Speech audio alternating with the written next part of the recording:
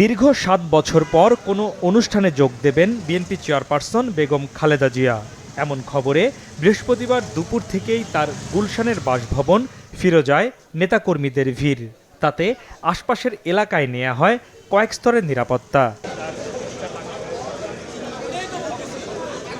বিকেল ৩:৩০টায় বাসভবন থেকে বের হয় বেগম জিয়ার গাড়ি।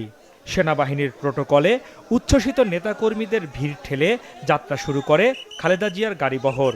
সাথে ছিলেন ছোট ছেলে আরাফাত রহমান কোকোর স্ত্রী সহ পরিবারের সদস্যরা।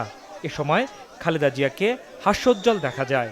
দীর্ঘ ১ যুগ পর সেনাকুঞ্জের উদ্দেশ্যে গুলশান থেকে রওনা হন তিনি। সশস্ত্র বাহিনীর অনুষ্ঠানে সেনাকুঞ্জে পৌঁছানোর পর খালেদা জিয়ার সাথে শুভেচ্ছা বিনিময় করেন ডক্টর মোহাম্মদ ইউনূস। কথোপকথন হয় দুজনের মধ্যে।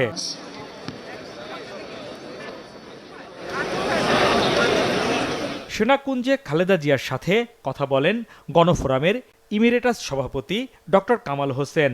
বৈষম্য বিরোধী ছাত্র আন্দোলনের নেতারাও দেখা করে কুশল বিনিময় করেন বিএনপি চেয়ারপারসনের সাথে।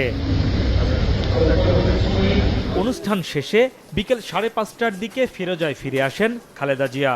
এ সময় বিএনপি মহাসচিব মির্জা ফখরুল ইসলাম আলমগীর সেনাবাহিনী সহ সশস্ত্র বাহিনী ও প্রধান উপদেষ্টাকে ধন্যবাদ জানান। আজকে দেশনেত্রী বেগম খালেদা জিয়াকে আমন্ত্রণ জানিয়ে আজকে শহীদ প্রেসিডেন্ট জিয়াউর রহমান যে স্বাধীনতা যুদ্ধের সূচনা করেছিলেন, ঘোষণা দিয়েছিলেন, মুক্তিযুদ্ধ শুরু হয়েছিল, সেই ঘোষণাকে তিনি স্বীকৃতি দিয়েছেন এবং সেই সঙ্গে দেশনেত্রী বেগম খালেদা জিয়ার যে আপসহীন সংগ্রাম, এই দীর্ঘ বছর বছর ধরে নিরন্তর সংগ্রাম, সেই সংগ্রামকে তিনি আজকে স্বীকৃতি দিয়েছেন। ফখরুল বলেন, আজকের সম্মাননা স্বাধীনতা, সার্বভৌমত্ব ও গণতন্ত্রের আন্দোলনে একটি ইতিবাচক ভূমিকা পালন করবে।